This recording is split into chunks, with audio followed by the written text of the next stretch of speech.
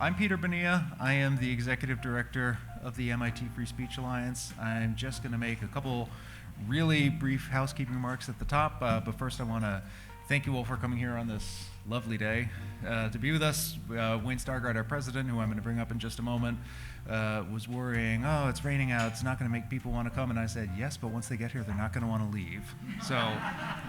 So thank you, everyone, for braving the elements this morning. Looking forward to a really great day of discussions. I will have other housekeeping remarks and other thank yous and welcomes to deliver at other points throughout the day, but now I will clear the stage for our president, Wayne Stargardt. So, Wayne, come on up.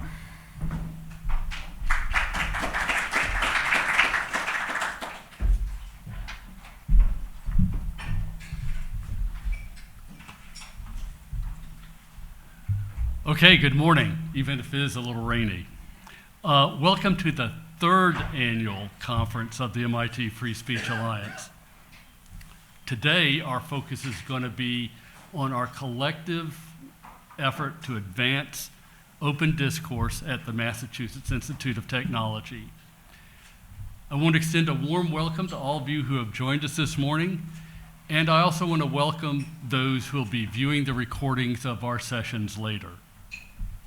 Peter said, I'm Wayne Stargardt, and I'm honored to be the president of the organization.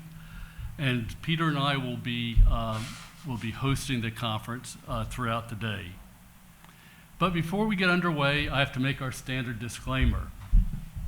So the MIT Free Speech Alliance is wholly independent. We're neither sponsored by nor officially affiliated with the Massachusetts Institute of Technology. All the opinions that the Alliance expresses are our own and don't represent official viewpoints of the MIT Corporation, the MIT Administration, or the MIT Alumni Association. Similarly today, our speakers will express their own viewpoints and their own, even those who are themselves members of the MIT community, and those don't represent official MIT positions either. And just for the record, we continue to encourage MIT to limit the range of official positions that it holds so that its community members can feel free to express their own viewpoints. Okay, now that's clear. Let's move on to our program. As I wrote in my mid-year letter to the members, quote, if we thought the spring of 2024 was tumultuous at MIT, the spring of 2025 trumped it. Pun intended, close quote. Now, previously, most of the threats to freedom of expression, viewpoint diversity, and academic freedom at MIT had come from arguably the left and internally. Now, increasingly, we're seeing these values being attacked from the right externally. To add pressure, the government has decided to challenge the finances of elite research universities like MIT on multiple fronts.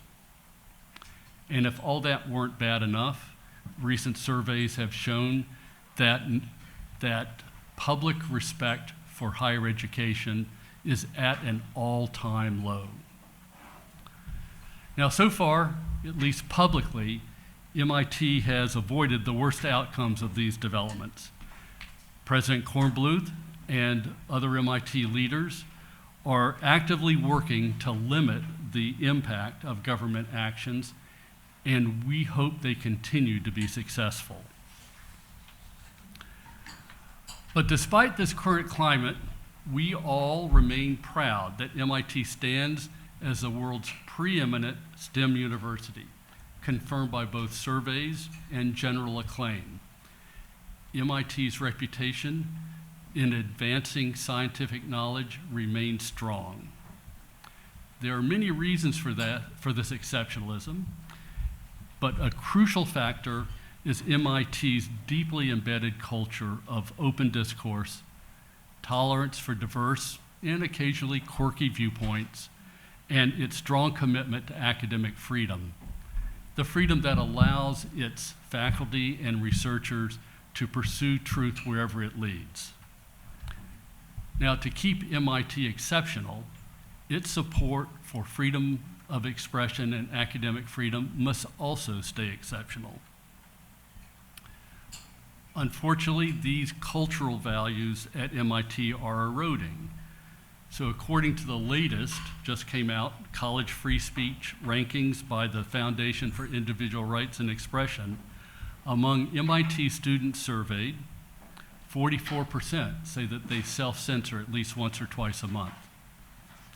83% believe it's sometimes acceptable to shout down speakers. And 32% think that using violence to stop someone from speaking on campus can also be acceptable. Now, despite this disappointing news, MIT's ranking among 257 universities surveyed by FIRE jumped from 164th last year up to 82nd. Among 14 STEM-oriented universities, MIT climbed from second to last to fourth. So clearly, other campuses are even more challenged than MIT to defend free expression.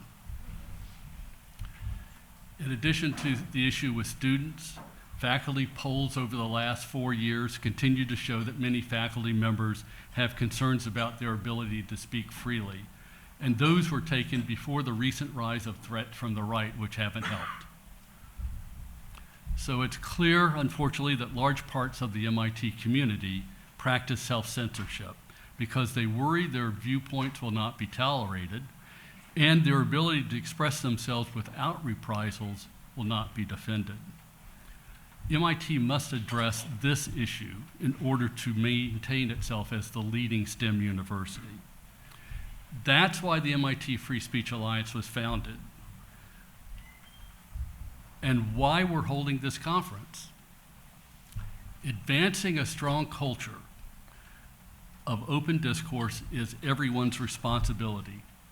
Today we're bringing together different members of the MIT community to consider how we can collaborate to advance open dialogue on campus.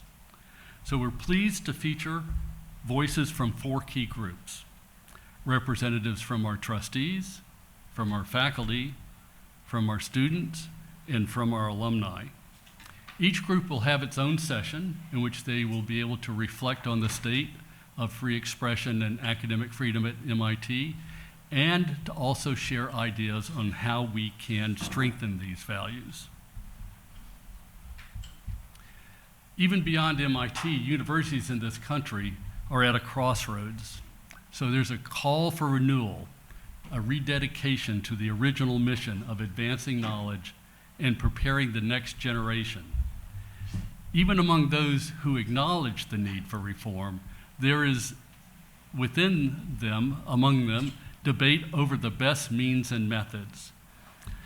With our shared commitment to open discourse, today we're going to hear proponents of 2 different approaches, discuss whether universities should and can reform themselves from within, or whether change requires an external push.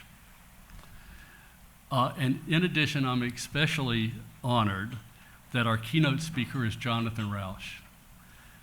Jonathan is a leading advocate for rationalism, the advancement of knowledge using reason, as well as the freedom of expression on which that depends.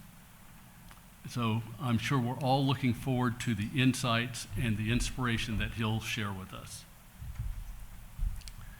So today, we're not just practicing open discourse amongst ourselves for our own learning and growth, we're also modeling this for the MIT community. What we do here in practicing open discourse is as vital to MIT's maintaining its excellence as what happens in the labs and the classrooms. So with MIT's characteristic intellectual curiosity and open minds, let's dive in. Thank you.